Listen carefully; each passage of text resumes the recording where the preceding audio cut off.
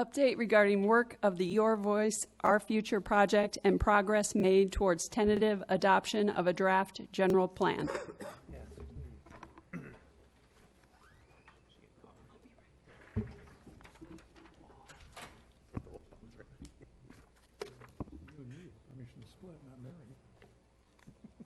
Mayor Hiremath and members of the Town Council, thank you for having me here tonight. My name is Elisa Hamblin, and I'm the Long Range Principal Planner in the Development and Infrastructure Services Department. I'm excited to share with you our progress to date on the Your Voice, Our Future project, and also with those in the audience. We are on the heels of a unanimous recommendation from the Planning and Zoning Commission last night, where they recommended tentative adoption of the draft plan. However, our purpose tonight is to provide a project update. We will be back with you on November 4th for a public hearing on the project, when we will then ask you for action and a tentative adoption. We are now at a critical juncture. A lot of work has been completed in the last 2 years, which is reflected in the draft that you have tonight.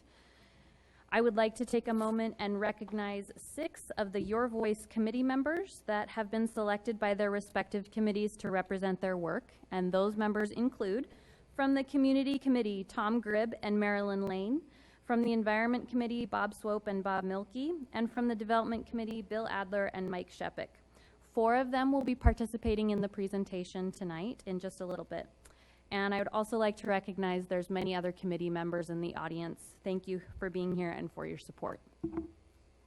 The Your Voice, Our Future project set out to identify what the community values and chart a plan of action to get there. We are a community of excellence, which constantly strives for ways to improve. The directions from this project, as reflected in the draft plan, impact the town's future and quality of life for years to come, as this is truly a plan of action. The Your Voice, Our Future plan is an update to the town's community plan, which is commonly referred to as a general plan. Our previous general plan was adopted in 2005 and really reflects the directions of that distinct period in time. The state does require an update to this plan every 10 years, but an update was also needed due to the changes in the community's demographics in Oro Valley. This plan covers many topics of importance for the Oro Valley community. Before we even began working on the plan, we charted a course through the public participation plan. As you may remember, this plan was crafted by residents and reviewed by the Planning and Zoning Commission before being adopted by Town Council all the way back in the spring of 2013. This document helped chart a course for how and where we should be reaching people in the community, including where they live, work, shop, and play. The directions from this plan are truly reflected in the work that has been completed to date. A progress report on Phase 2 is in your packet tonight, similar to a progress report you received at the end of Phase 1 of the project. In conjunction with creating the public participation plan, the project was laid out into 3 phases. Phase 1, Let's Talk, was the information gathering phase. Through events, surveys, and extensive outreach, we created a foundation for the plan through the community's vision and guiding principles. In Phase 2, Let's Think, we pulled together resident committees to make some hard decisions. They were charged with using that foundation from Phase 1, the vision and guiding principles, and building a plan off of that. We are now at the conclusion of Phase 2, as you can see by the star indicated on the timeline. Coming up in Phase 3, Do It, Make It So, we will be going back out to the community to share information about the plan before seeking final voter ratification in November of next year. For next, I'll give you a recap of Phase 1 before diving into the results of Phase 2, and then after that I will turn some time over to the committee members. Throughout the first 2 phases, we've had extensive media coverage to help spread the word. We've used websites, Facebook, the town's webpage, as well as our own project website at yourvoiceov.com. Articles about the project have been published in the Arizona Daily Star and the Explorer newspaper. We've also pushed out info into the community through ads, emails, and media releases. Many of our partners have also assisted in getting the word out, and we're really appreciative of that help. This includes through school newspapers, homeowner association newsletters, and other newsletters. All this has really helped with the community-driven project. Now, as an overview of Phase 1, I'd just like to give you a reminder of those results. We went to where people live, work, shop, and play. We made an effort to engage them with this project in a meaningful and accessible way. At over 60 community events, we collected over 2,600 Post-it notes. We had almost 600 surveys completed, and almost 2,000 people visited our project website. Together, that information was gathered from many voices, and it set a clear direction for the choices to be made. One of the key components of outreach of Phase 1 was the project surveys. And just as a reminder on these, the surveys were used to gather key information from people in the community. There was 4 different methods. The phone survey was conducted with the aim of gathering statistically projectable and balanced data. This information served as a point of comparison. The other 3 surveys were meant to provide every opportunity to community members to participate. We had hundreds of people who participated in these surveys. And what did they tell us? The directions from these surveys affirmed what the people of Oro Valley value most, including public safety, natural beauty, and the sense of community. This was consistent across all our survey methods. The people also told us what to focus on, including managing development, maintaining safety, and increasing opportunities for employment and other amenities. These directions helped shape the vision and guiding principles. The community's vision and guiding principles were gathered directly from the community's voices and the results of those surveys. They were crafted to answer the question of what Oro Valley should be like in 10 years and beyond. You will see key terms repeated here in the vision, as well as in the guiding principles. Values like safety, natural beauty, and community are repeated again and again. The vision and guiding principles provide high-level guidance and allow us to move forward. They reflect the community's voice and serve as the foundation of the plan. All the work of Phase 2 within our 3 main topic areas of community, environment, and development was all completed within the structure of the vision and guiding principles. Now, using that as a foundation in Phase 2, we brought together many committee members to actually build the plan. There were 29 committee meetings, almost 40 updates with town boards and commissions, numerous open houses and forums, which all helped build this draft plan of action, which includes 25 goals, 77 policies, and 163 actions. The Your Voice committees truly accomplished a great amount of work. The members of these committees were recruited through an open application process to ensure balance and diversity. We have committee members ranging from high school students to retirees, from professionals to stay-at-home parents, and from recent transplants to 30-year residents. Together, they were collectively challenged to be thorough, productive, and collaborative, all while working within the vision and guiding principles. These committee members came together across a series of meetings that ran from September of 2014 all the way through this week, actually. These were large committees of up to 15 members each, but this reflects the need for diversity and balance. There was not always agreement on every issue, as you can imagine, but there was always healthy debate, and these committee members truly dove into their work. They were also provided opportunities to share ideas across the topic areas and to all committee members. What you have before you is the 90% draft of the plan, but there were lots of steps along the way to get there. Through the committee process, there were roughly 5 to 7 versions of each committee's work before we even got to the 30% version of the plan in April. Through review and refinement, a 60% plan version was released this last summer, and that included a state-mandated 60-day review period. The result was the 90%, which was released in September, and that draft was truly inspired and shaped by the community. It was written for all of the community, and its language, themes, organization, and graphics are all designed to engage people into using this action-oriented plan. As I mentioned, the committees truly built this plan and reviewed it many, many times. An all-committee meeting was held in May, followed by the state-mandated review period. The comments were reviewed by the committees when they reconvened in August. They addressed many topics brought up during the review period and discussed actually over 150 individual topics at that time and made refinements to the plan. The plan itself, which you have before you tonight, was built off of the community's vision and guiding principles. The main chapters of the plan, 3, 4, and 5, lay out the community's goals, policies, and in Chapter 6, the actions. Chapter 3, 4, and 5 tell us what we strive for and the path to get there. Chapter 6 is a truly unique feature of the plan as it outlines the specific actions to take to achieve those goals and policies. Now, to discuss the plan itself, I have representatives from each committee that are going to share their experience with you. We will first hear from Bill Adler, who served on the Development Committee, but he will give us an overview of a true community process. He will then be followed by Tom Gribb from the Community Committee, then by Bob Swope from the Environment Committee, and lastly, Mike Shepik will present for the Development Committee. Bill.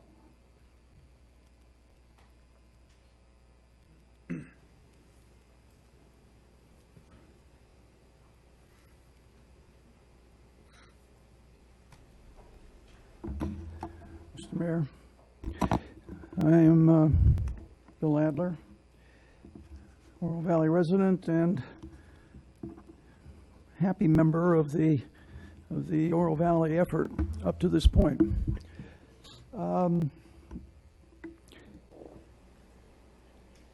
First of all, I'd like to acknowledge the solid Oro Valley citizens that I've had the privilege of working with, not only getting to know better, because many of them I know already, but the ones that I didn't know and have gotten to know and respect, and the hundreds of citizens that I met during the outreach process where we asked the citizens what they wanted for this town. I don't know that it was fun. There was a lot to comprehend. A lot of it was hard to make sense of because citizens think very broadly about the town. They don't know exactly what they mean. So there was a lot of interpretation necessary. But I've supported general plans since I moved here, probably more so than most people, because I think they're important. The first general plan that I dealt with was the 1990 general plan. The 1990 general plan indicated that the character of the town should continue to be represented by low-density residential with economic development concentrated in the hospitality element. Now, the changes that took place in this town between 1990 and 1996, when we revised the plan again, were already underway when the 1990 plan was adopted. Changes were already being done. So the 1990 plan was not a guide. It was a reaction. And my observation was that through 1996, 2003, 2005, we've been playing catch-up. We've always been trying to establish and validate, perhaps, where we are right now, what we've done up to this point. We've always wanted to preserve and protect the environment. One of the things that I wanted to accomplish in this general plan personally was to get rid of market demand as a policy. People disagree, think that market demand is absolutely necessary in order to determine the wisdom of development. I don't see market demand as a planning tool. I see it as a tool to judge whether we want something now based upon what we can afford or what we need, not based upon planning, not based upon what the citizens believe we want. So I support this plan, not because a lot of work went into it, but because it truly does represent a guide. This is forward-looking, this is progressive, this is looking ahead. And the reasons that people might find fault with it is because it originated with the community. The citizens had more to do with what's in this plan than anybody, than staff, than me, than you, than any of the members of the committee, really.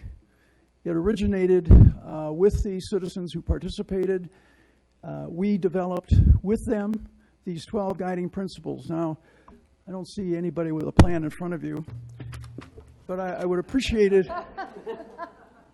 Open it up to page 9, and if it's on your computer. These are the guiding principles, and if you do nothing with this plan, nothing, carry these 2 pages around with you. Fold it up, put it in your pocket, because these 12 guiding principles can be used to judge any proposal that comes forward, any. It would be helpful to know what the policies are. It would be nice to know what the goals are. That would be good. But I don't want to have too high expectations.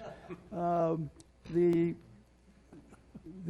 other interest that I had in this particular plan, in addition to getting rid of market demand, was also to improve or clarify master planning. Master planning is the preferred way of development for the town ever since 1990. We've always preferred to customize land use development. The problem is it drives neighbors nuts, particularly when you're in an infill situation. They have absolutely no way of knowing what is going to go into MPC or master plan community, because the designation in the general plan, the zoning district in the zoning code is nondescript. Nondescript. There is no description. If you look under the if you look under the chart of permitted uses, MPC is blank. So you can assume everything is permitted, nothing is permitted, or everything is conditionally permitted. That's the way it normally works out. So I wanted to clarify that. And at your next meeting, I'm going to take the time, if I'm permitted, to walk you through how we did that. I think it's important that the guiding principles are the linkage to everything that followed. And as Elisa indicated, there was significant disagreement among committee members on a lot of things, particularly in the development part of this.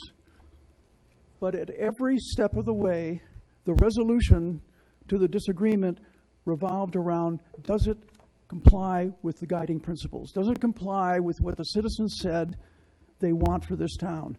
Not what I think, not what anybody else thinks. And that helped to get resolution to a lot of this stuff. Not pleasant resolution in all cases, right? But we got resolution. So I can support this plan, even though there are things in it that I would reword, might even delete. But taken as a whole, and Mike Chopek will talk about this a little later about the amendment process, but we added the word on balance when we talk about an amendment proposal being in compliance with the goals, vision, policies, guiding principles of the plan, on balance. Because we recognize that in the current plan, it's up or down. You're either complying or you're not. It's not on balance. We needed to recognize that you have the latitude, the Planning Commission has the latitude, staff has the latitude to decide on balance whether something complies or not. And I think the developers in the audience, if there are any, or property owners, ought to take some heart in the fact that we were thinking about their interests too in coming up with these guiding principles. But this plan is unique. I'll just close with this, that when you read this plan, and I hope you'll take the time to do so, because a lot of thought went into the language. And you'll read words like gathering places. We need more gathering places. You read a policy that says that the town wishes a development design that is cohesive. Cohesive. Interesting term. And I think that's a reflection of the intellectual approach that everybody that participated in this used. Cohesive means it fits, it sticks together. And I think that's a reasonable measure of whether a proposal is justified, whether it in fact keeps Oro Valley a family-friendly community, support and maintain financial stability. And the one that I used on the issues that I was interested in is manage how we grow and maintain high design standards. And under that, there's a sub-principle that says quality of built environment sets Oro Valley apart. And I think that that's exactly what we want. We want proposals that set Oro Valley apart. Now that means it could be awful and set Oro Valley apart. That's not what we have in mind. So we're relying on your judgment there. But anyway, I'll move on and let the other gentleman explain a little bit more about what the committee specifically did. But I want you to know that this is something that I can support. wholeheartedly with the background that I have in plans that failed to guide, but rather just followed. This is a leadership document, in my opinion.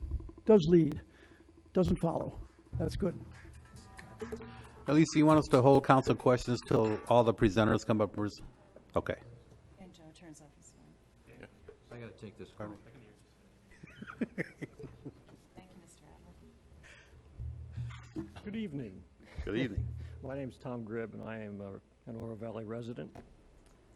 Before I begin, I'd like to acknowledge and commend Elisa and her colleagues on the town planning staff.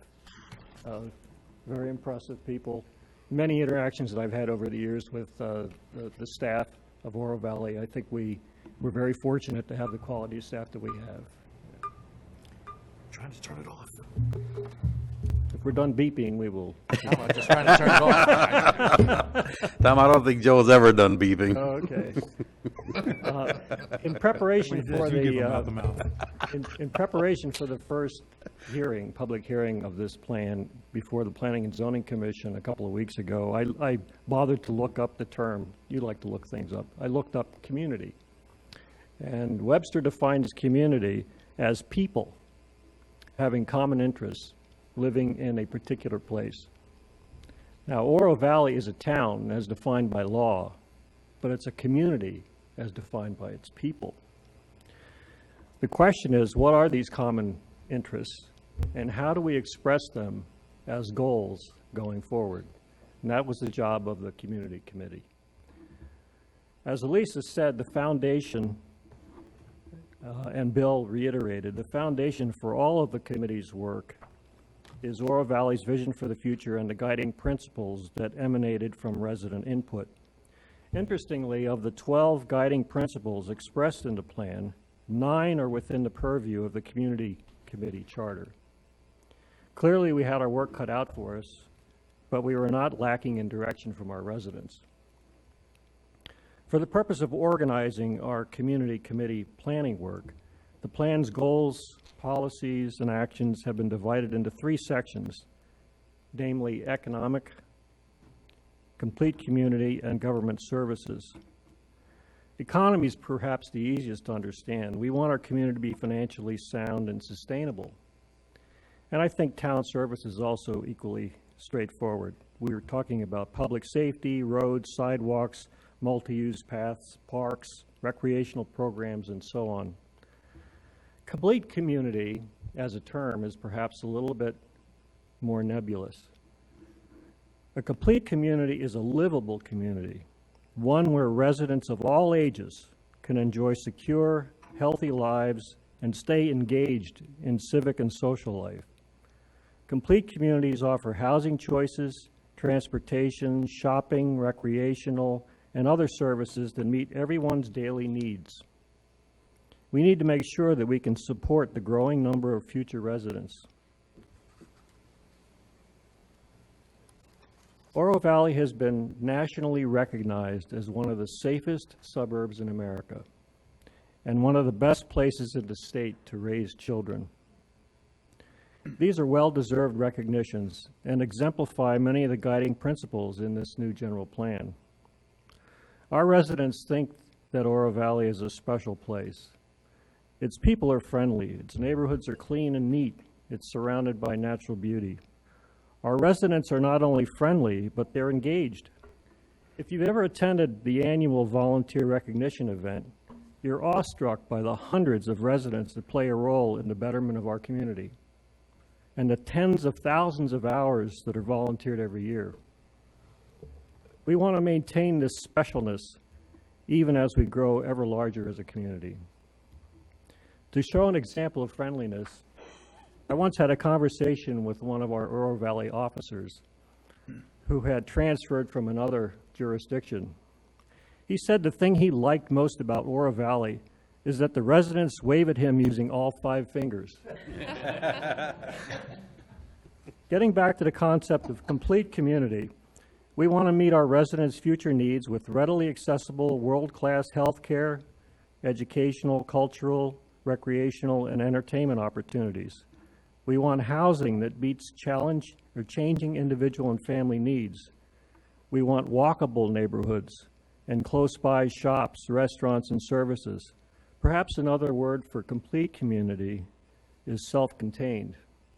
Anything we may want or need to satisfy our daily lives should be available within our borders. Oro Valley has already set a course in the pursuit of high-quality employment opportunities. We have within our town healthcare, biomedical research, educational, tourist, and light industry employers. An expansion along these lines is a guiding principle. And in particular, we'd like to enhance the town's offerings that attract tourists, visitors, and future residents. Oro Valley is already a family-friendly community. As I pointed out earlier, it's been recognized as one of the best places in the state to raise children. It has an enviable low crime rate. Our police force is committed to proactive policing. We have an ever-growing list of family activities to offer, everything from summer activity camps to family movie nights. Our Parks Recreation Guide has gone from 8 to 16 to 32 pages in length in just a few short years. It's no accident that the Children's Museum has chosen Oro Valley for its first satellite facility. Keeping all this momentum going is another guiding principle. Despite Arizona's poor reputation with regards to financially supporting primary and secondary education, Oro Valley is blessed with very high-quality schools. There's never an overabundance of parks in any community, and resident input has expressed the need for more opportunities to gather for festivals and cultural events, and we'd like to have a venue for the arts. These wants are reflected in the plan's goals and policies. We all know that dreams cost money, and we all must learn to live within our means. Our town is financially strong. We have a great reputation for fiscal responsibility and financial management. We recognize that going forward, we must continue to practice good stewardship of our resources and to allow for ample growth of our total community. Moving on to the community members, or the committee members. As you've heard, members of the three committees were recruited through an open application process and placed on committees based on experience, background, and need for balance. The composition of our committee reflected the diversity of the community regarding age, gender, experience, and ideas.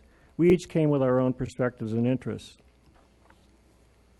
The process was long and sometimes with conflict and frustration as we moved from goals to policies to actions. Initially, there was much discussion about the difference between goals, policies, and actions, and members with experience in strategic planning were particularly emphatic about these differences. As we progressed, we often referred back to the vision and guiding principles and expressed desires of the community. Some members stated concern about how our ideas would be interpreted by staff and how they might be implemented. Some ideas were greeted with negative reactions, but we progressed, and with the expert guidance of our facilitators, we produced 10 goals, 32 policies, and 63 actions. Now don't worry, I'm not going to review all 63, but let me just give you a couple of examples. On page 62 of the plan that you've all read, you'll find under Economic Development, action number 5, which states, develop strategies and resources to promote Oro Valley by identifying and highlighting key assets such as public safety, cultural beauty, public art, infrastructure, and a sense of community. Plus, its ideal location for outdoor recreation and sports tourism, and its community gathering places as premier destinations for retail, restaurants, and entertainment and public art. On page 63, under Complete Community, Places and Events, action number 10 states, develop a plan for designating areas in Oro Valley that serve as gathering places and are envisioned to, first, reflect the character of the town, second, include such amenities as sidewalk cafes, outdoor seating, and desert landscaping, and emphasize the pedestrian experience. Under Education and Engagement, action number 19, It says, provide for Oro Valley's future education needs by developing collaborative measures with colleges and universities to explore growth opportunities and attract new campuses, and work with local school districts to determine how to best serve school-age children. And in the same section under Parks and Recreation, we find action number 48, which says, explore opportunities to integrate family-friendly amenities into the trail systems, such as areas for play, rest, water, shade, and learning. In closing, let me reiterate that the net results of our committee was driven by the broader resident input, as Bill had stated and Elise had stated, and it's not just the opinion of our 15 committee members. Whatever personal interest we may have had, in the end, our section of the plan was molded by the vision and guiding principles. Thank you. Thank you.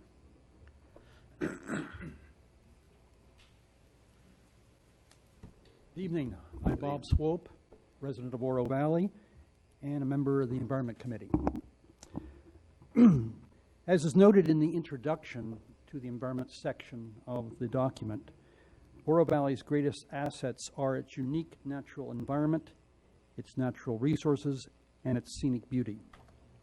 The input we received from the residents of the town during the Phase 1 community outreach program indicated that many residents have come to Oro Valley and or have decided to stay in Oro Valley because of these environmental assets. They indicated to us that they value the desert landscape, the unique wildlife and vegetation, scenic views, and clean air and water, and that they wanted to preserve and protect these assets for future generations. Based on that input, the Environmental Committee began its work by identifying 3 guiding principles that influenced our work throughout the planning process: scenic beauty, preserving the scenic beauty and environment, keeping the unique community identity, and promoting conservation of natural resources. Before I discuss the actual work of the committee, let me just briefly describe how the committee worked and how its diverse membership was able to collaboratively and successfully complete the work that was in front of us. There were 13 members of the committee, reflecting a good cross-section of the community. Among our members was a high school student who was very, very engaged in the entire process. It was very great to see that. Working professionals, young family members, and of course a handful of retirees with various professional backgrounds. We had former and current members of the Board of Adjustment, the Planning and Zoning Commission, the Historic Preservation Commission, and the Water Utility Commission. And each of these particular individuals brought to the table their special and very applicable expertise that helped address some of the more technical issues that we faced as we went along. All of us on the committee, though, had our own issues of concern and our own ideas of how to translate the input we were receiving from the community into this planning document. Through considerable discussion and give and take during 7 very long sessions, we were able to reach a meaningful level of consensus on virtually every issue and a reasonable balance between protecting our environment, the economic realities of the town, and the demands of future development. The Environmental Committee focused on 4 essential components of our environment. And we organized our goals, our policies, and our actions on these 4 areas. The first component is referred to as the Sonoran Desert Resources, which refers to open spaces, wildlife and their habitats, natural vegetation, environmentally sensitive lands, dark skies, and our distinctive scenic character. The goals and policies related to the Sonoran Desert Resources can be really summarized in these 2 bullets: proactively identify, preserve, restore, and enhance and protect significant resources, and avoid or minimize the adverse effects to these resources of proposed development. The second component of our environment is water resources, specifically the source and supply of safe, reliable water to meet long-term needs. The goals and policies regarding water resources can be summarized again in these 2 bullets: utilize conservation techniques to attain sustainable groundwater production rates and reduce groundwater level declines, and utilize alternative water sources. The third component of our environment is what we call cultural resources. Cultural resources being archaeological sites, historic structures, and culturally significant places that help define the character and heritage of our community. The goals and policies related to our cultural resources can be summarized again in those two bullets: identify, preserve, protect, and interpret significant resources, and provide appropriate public access and educational opportunities. The fourth component of our environment is what we call clean environment. It refers to energy usage, renewable and alternative energy sources, waste management, and air quality, really all related to making Oro Valley a cleaner and healthier place to live. And the goals and policies related to a clean environment can be summarized in those three bullets. The first one is probably the most important one, and the town needs to take the leadership in providing examples to the rest of the community in terms of both your facilities and operations, but also encourage the larger community, in addition to the municipality, but also the businesses, institutions, and the residences, to encourage them all in terms of pollution prevention, waste management, minimization, and recycling, and reduced air pollution. And of course, increased public education and awareness is critical as well. The Environment Committee identified 60 actions, not quite the 63 that the Community Committee seemed to come up with, but across the, next slide, please. We organized those 60 actions into these 15 topic areas, and these actions are intended to translate the vision that are incorporated in the goals and policies into the more concrete courses of action. Many of the actions are straightforward, appropriately funded, and can be implemented immediately if they're not already ongoing. Some actions call for more study and further detail on particular issues before they can be fully implemented. Others need to be prescribed in greater specificity in subsequent planning documents, regulations, ordinances, what have you.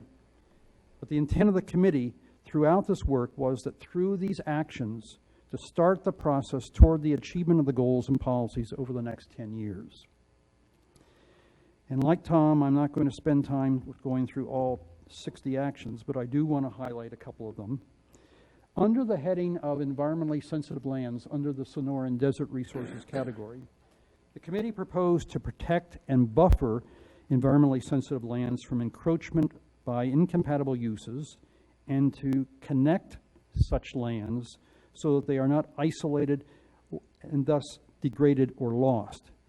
And these are actions number 67 and 68. Sorry, I don't have the page number, but they are 67 and 68. 71. And under the heading of diverse resources, under the general heading of water resources, the committee proposed the reduced use of and dependency on groundwater supplies by increasing the use of alternative water sources such as the Central Arizona Project water, gray water, and reclaimed water, and could have been used last night, more emphasis on stormwater harvesting. And that would be actions number 82, 83, and 84. In conclusion, through the implementation of the proposed actions, the committee believed that our varied environmental resources can be preserved and protected, and thus maintain and enhance the environmental assets that the residents of the community have already indicated that they so highly value. Thank you. Thank you. Not a comment, not a question, but a comment. I don't want you to think I'm not following along, but my computer just died.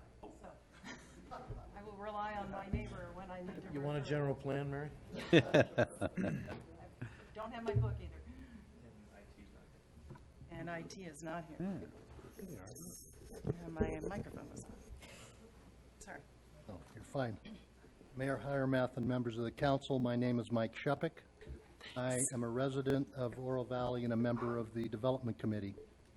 The work of the Development Committee is in Chapter 5 of the plan, which can be found on pages 38 through 60.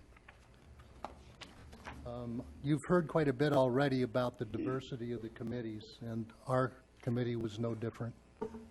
It was composed of a very broad spectrum of 15 people from varied backgrounds and ages, including one young person as well. As did all three of the committees over the course of the 14 meetings the Development Committee held, we focused first on, as everybody else has said, the vision and guiding principles that came from the citizens as a result of the extensive community outreach process that was part of Phase 1. From there, committee members used the vision and guiding principles to establish the 9 development goals that are found on page 40 of the plan. Then the committee discussed, refined, and approved the policies and actions in the remainder of Chapter 5 to actualize these goals. A subcommittee of the Development Committee also established the process for amending the plan that can be found in Chapter 7.4, which is located on pages 81 through 91 of the draft.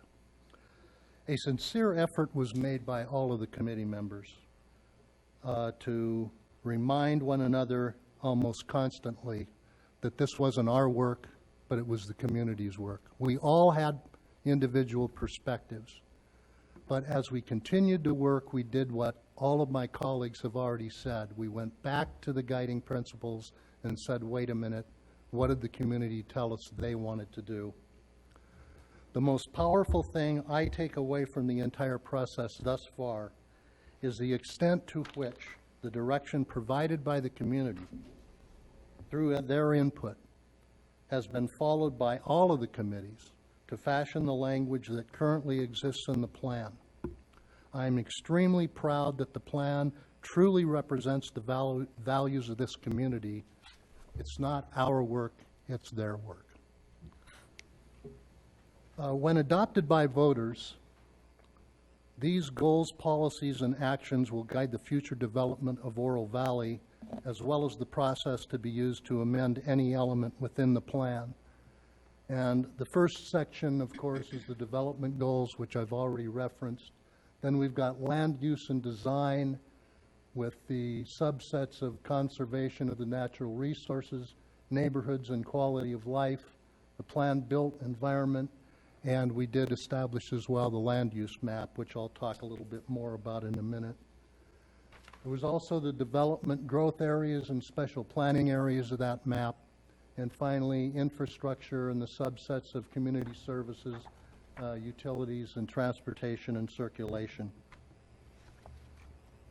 To implement the goals, the development goals and policies, the committee established actions associated with the policies in the areas of land use and design with those 5 subsets, infrastructure, as well as transportation and those 5 subsets. And I'm also not going to go through all of them. In fact, I'm even going to go better than that. I'm not going through any of them. Oh, you'll have plenty of opportunity to do that, I know. Let's go back, though, to those vision and guiding principles. Those are the 4 guiding principles that our committee spent the most time really focusing on. Keeping the unique community identity as a special place, promoting conservation of the natural resources, managing how we grow and maintain high design standards, and minimize traffic and increase ways to get around town. The amount of citizen focus that we saw in all of the survey material really emphasizes those areas. And when we start talking about development, if we're not talking about how it complies or how it balances those principles, then we're missing what this community said they wanted. I'm going to talk just a little bit about the land use map. The land use map is found on page 51 of the plan and is also a product of the Development Committee's work. The map designates potential development and defines the larger planning area for the town. The committee, during its deliberations, was presented with a number of land use, suggested land use changes when we were in the process of developing the map. However, in all but one instance, the committee determined it was not appropriate for us to make all but one of those changes. And the reason for this decision not to make the other changes was based upon not the substance of the proposal, but upon a determination that, by the committee, that the appropriate venue for making such changes should be the amendment process, whereby citizens could be involved in the dialogue and the determination, not by having the committee substitute our judgment for what is a legitimate process. The one change that we did agree to is in developing the map, is the relatively small piece of property on the east side of Oracle Road, north of Linda Vista. This property previously was designated as commercial office park. The committee agreed it should be changed to neighborhood commercial office. And the reason the committee made this determination was, first of all, based upon the size of the property, which is relatively small in comparison to many others, and to also make that property consistent with surrounding properties. That was the only significant change that the committee agreed to. The rest of it we left to the amendment process. Now we talk a little bit about that now. After the voters approved the plan in November, in the November 2016 election, the goals, policies, and actions contained in Chapter 5 will serve as the framework for all future development in Oro Valley, including any areas subsequently annexed by the town. It will also govern the process for amending the plan for the next 10 years. When the land use map is adopted by voters, no property owner will have their rights reduced from what they currently enjoy. And almost any change in the property rights defined by the map will be governed by the amendment process set forth in Chapter 7.4 of the plan. Monday afternoon, and I mean this last Monday, our subcommittee held yet another meeting. I have a feeling it won't be the last. And we added at that meeting the words, quote, guiding principles, unquote, to the language that now reads, quote, on balance, the request, meaning a request for an amendment, is consistent with the vision, guiding principles, goals, and policies of the general plan as demonstrated by adherence to the following criteria, unquote. The reason we added that phrase was obvious. That's where the community members started. And that should be one of the very clear matrix that are used to make decisions about proposed amendments. In the amendment process, the interests of a particular property owner will be subject to examination in the context of the interests of the community at large. We believe such a process is completely reasonable. The property owner did not have a legal right to have another land use designation applied to their property, which may align with an interest they have to use the property for a purpose other than the ones defined by the land use map and the zoning designations. Certainly, they have a right to apply for an amendment that could confer a new designation that more closely meets their personal interests. However, as part of the amendment process, it is appropriate and necessary that the interests of the community be seriously taken into consideration to ensure a reasonable balance continues to exist with respect to all the guiding principles that are a part of the plan the community endorsed when the plan was adopted. Use of the property is still protected by the existing plan and zoning code designations if an amendment is not granted. But that process is an important one to include and involve the community's interests. And with that, I thank you for the opportunity to address you this evening. Thank you.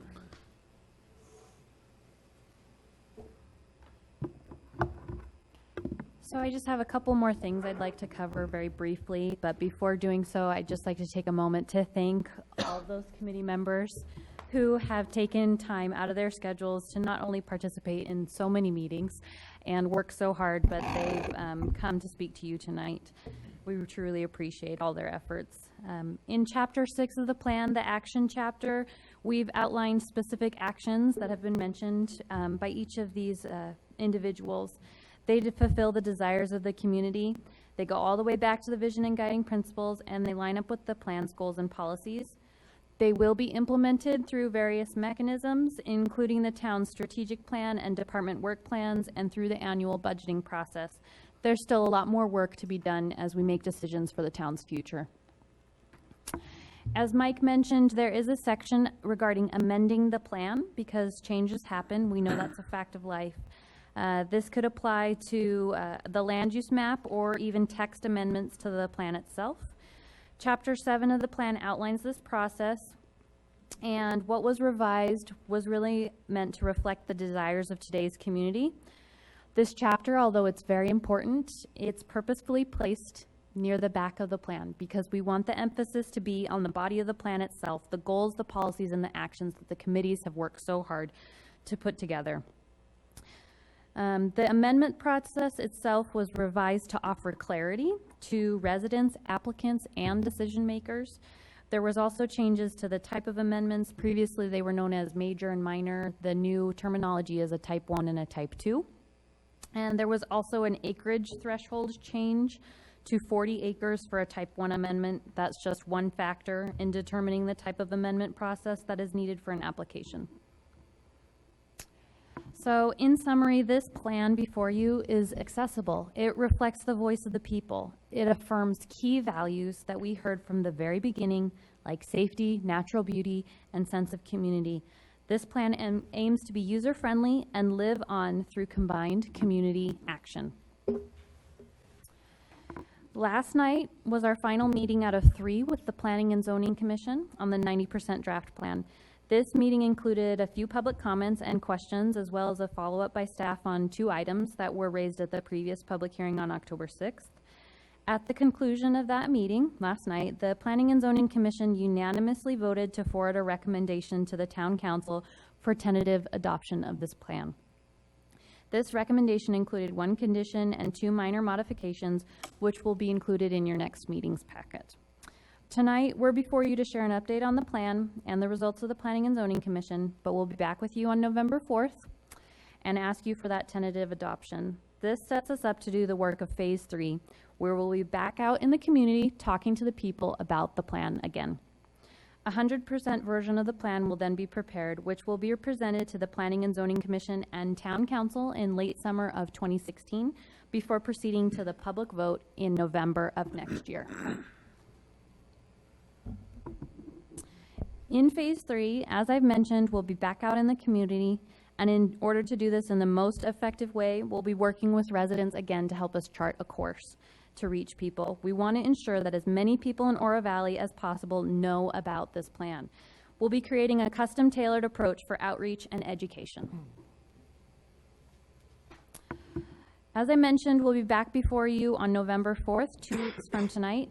We'll then ask the council for tentative adoption on the plan with an acknowledgement that we still need to fill in the last 10% of the plan with the community's help during Phase 3. Thank you for having us here tonight at this critical juncture. We appreciate your time and attention. And for those in the audience, I want to also let you know that you can check out our project website, which includes a link to the plan itself. And with that, we're willing to answer any questions or comments that you may have. Mayor, I'd like to add one Bella? more. We're trying to beat Mr. Saletto's record for the longest presentation, so I'd like to go a little longer. Sincerely,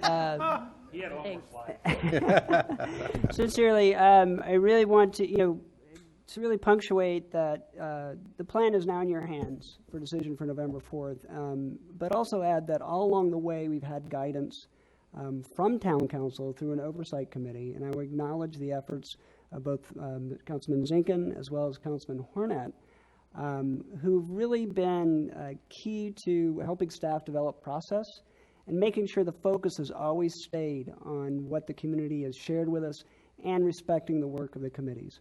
That has been invaluable. So we're happy to put this before you, and we look forward to a public hearing on November 4th. Vice Mayor Waters? I'd also like to lend my voice and congratulations to all the committee chairs and to you, Elisa. I've read the document, at least one time, but I have it on my nightstand. I can't wait for the sequel. I guess I can see what's in store for you as far as making this a 100% draft review. But I was interested in something you said about the first 30% and how it was a stop-start situation. I've always been I'm fascinated by process and conflict resolution. Do you have some example of what you ran into there in that 30% that you alluded to that got resolved and how it got resolved? I would find that extremely interesting. You know, the 30%, Mayor Hiremath and members of the council, Vice Mayor Waters, the 30% was an interesting piece to pull together because it was the first time that the committee saw all of their work next to each other in one document. So that in and of itself was the biggest challenge, because all of a sudden it was like, oh, this topic is here, but it's also here. Do these line up exactly? And so I think that was the time when we all, myself included, took a very keen look at all of the language as it was lined up. And I think the biggest challenge as part of that process was really respecting the diversity of comments we got from all the committee members and making sure that we were respecting what had happened throughout the process, all the many meetings that had happened before we even got to that 30%, but making sure we were making adjustments there. So I think that is kind of a good summary of that 30% version. And there was, you know, it was a little bit of a shock for all of us when we saw it all together and really took a hard look at it. But I think that was a good step for us to go through. And yeah, there's been definitely some challenges along the way, but we're really happy with the result. Mr. Mayor? Councilman Snyder? Thank you, Mike. Congratulations also, gentlemen, and Elisa, for the great work, and all the residents who worked on this. We deeply appreciate their input. I noticed each one of you, I believe each one of you, mentioned the involvement of youth. And I'd just like to point out that this is really the first general plan where we've had youth input. And thanks to Mr. Cornelissen and his Youth Advisory Council, they were very interested in participating on the committees, but it went beyond that. We went to the high schools. And it wasn't just the Youth Advisory Committee, students giving input. They went to their peer group. They went to the high schools. They did it at their dive-in movies. Every place that they could organize input, they got it. And I think that that's a valuable element in this plan. So no question, just a comment. Thank you. Councilman Hornet? I just want to say that, you know, what I've seen tonight and what Mike and I have seen over the course of this is just a testament to, and these guys are a witness to it and part of it, to the talent and the people in Oro Valley and what they did. I got to tell you, when you, and I'm sure Mike will say this too, when you see that this is kind of heady stuff, when you see that you're going to developing a plan that is going to go forward to the for 10 years. You know, one of the things that the committees did, which I fully agree with, and I think really was beneficial to it, no committee had a chairman. Everybody was equal. It was facilitated by the staff, and everybody was equal. Everybody got their share of the time. I have to tell you, and Mike will bear me out on two things here. I went bald sitting in the back listening to some of these because I wanted to say things. Mike turned gray. And it was a very difficult thing to do, to have oversight, that I'm going to emphasize this. Our oversight from the council was process. That's the only thing that we ever contributed to, and we thought it was a good thing. This is kind of an aside here. When Mike and I saw we sat in the same room together and saw the list of people who were going to look at this. I know, at least I thought, Mike's going to say, nah, I don't like this guy. I'm going to say, nah, I don't like that guy. And you know what we did? We just nodded at each other and didn't say a word.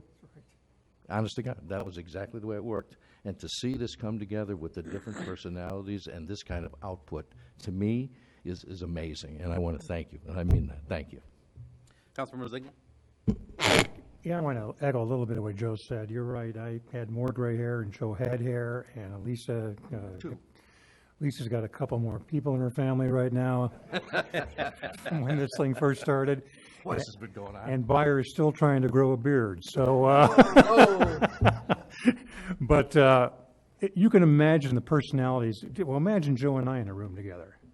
and then multiply that by 15. And it only works because the people who were doing this were adults.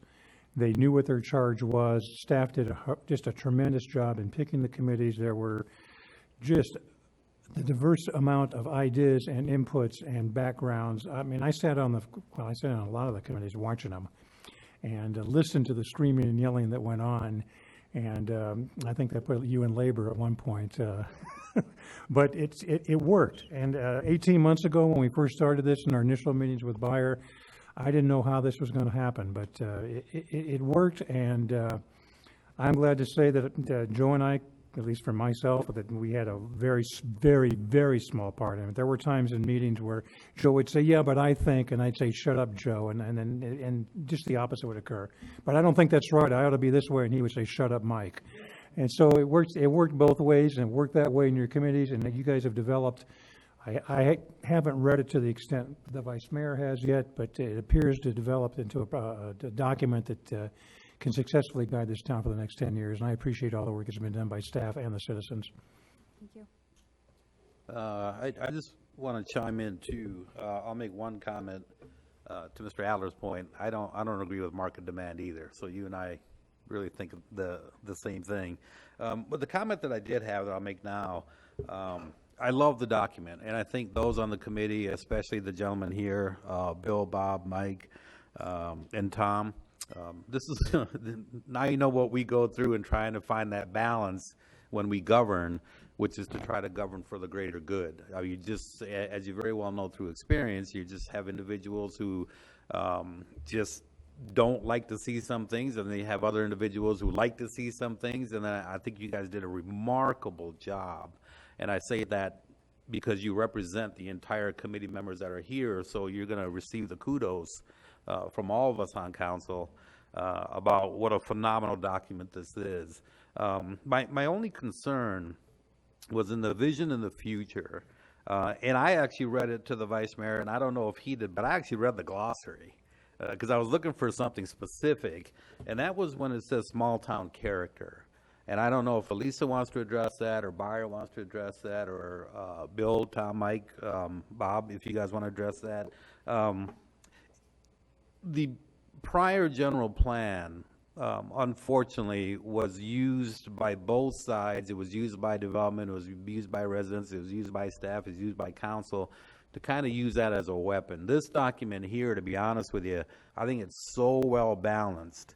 With the exception of small town character. And I don't know if we want to leave that phrase in there and maybe just define it, because for small town character, for some people, it means no growth.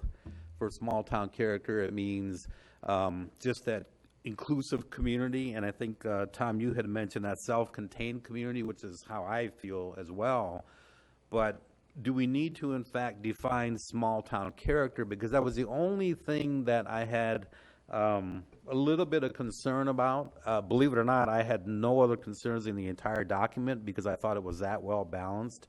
But just to have that in the vision, I didn't. That was the only point that I wanted to bring up. And so, if you'd like to address that, great. If not, then I'll wait till November 4th. Mayor Hiremath, members of the council, I'd like to offer just a little bit of background on that term.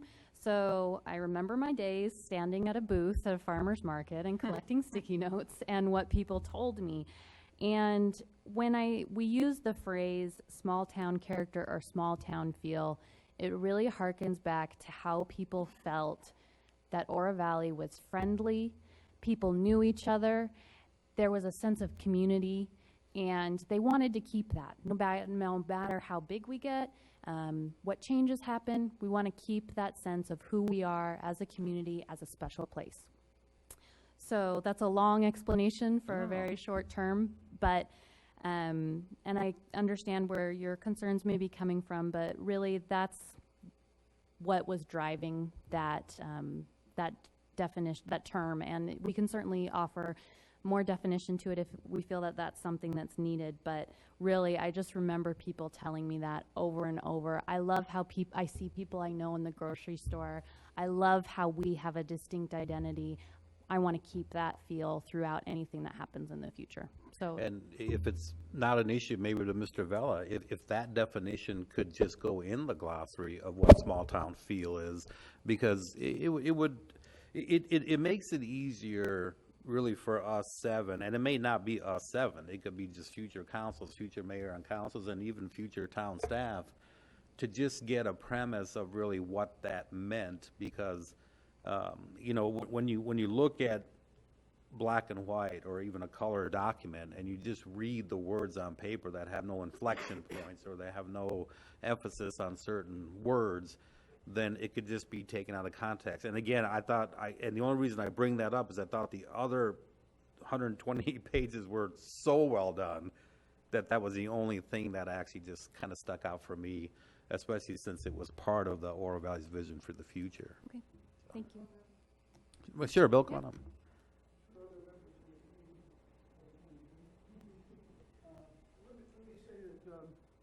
This was something that was discussed, as you wouldn't be surprised, that you're not the only one that would wonder what that meant. My feeling was, and I expressed this to our committee and to the all-committee committee, that it's hazardous to provide too much specificity, too much precision, too much definition, because that opens up questions, well, wait a minute, maybe that's not what I mean. I think we're better off leaving some of this language, like cohesive, to the judgment of the people who are looking at the proposal and saying, does it match what we think, we believe? Taken on balance, everything is representative of what the community may have meant by small town community. I think we're better off leaving some of this language as a bit vague, rather than putting it into a glossary and adding definition. I think that may open up some pitfalls that we would rather avoid. Thank you. Councilmember Zigan? Yeah, just to follow on to that, there's certainly, I'm sorry, it's broken. There's words in here that I don't necessarily like. There's words in here that I know that Joe doesn't necessarily like, but that's not important. It's not our document. It's their document. And like Bill just said, I don't think there's anything that we could come up with that hasn't been discussed and argued and vetted in the committees. And this was the result of those discussions. And I think it would be delinquent might be a too harsh a word, but it certainly gets the point across. It would be delinquent of us to sit here and wordsmith this document. After all, it's a community document put in by the community input, written by community members. And I don't know that even though we have the authority to sit here and make little changes, I don't know that it would be appropriate. No, I think Elisa just defined it for the record, what small town character meant. And so I appreciate that. Anybody who has a question about, well, what do they mean, they can refer to today's date and they can just figure out what small town character was. So thank you very much. And, I'm going to lead the applause. Thank you guys very much for all the work.